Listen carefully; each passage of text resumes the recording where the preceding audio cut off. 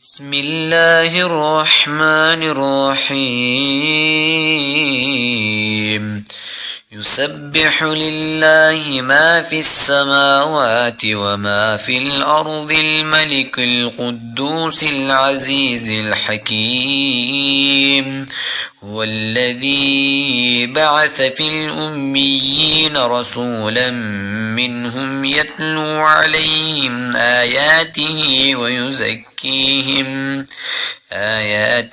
ويزكيهم ويعلمهم الكتاب والحكمة وإن كانوا من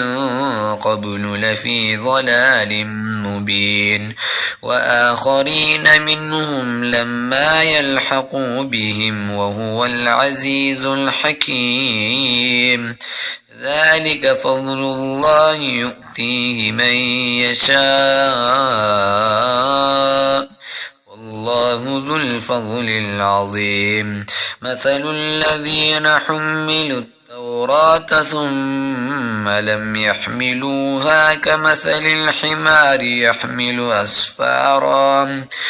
بئس مثل القوم الذين كذبوا بآيات الله والله لا يهدي القوم الظالمين قل يا أيها الذين هادوا إن زعمتم أنكم أولياء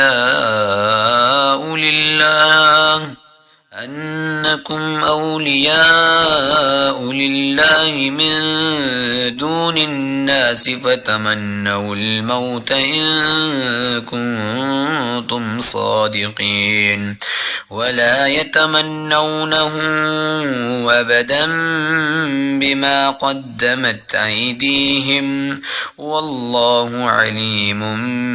بالظالمين قل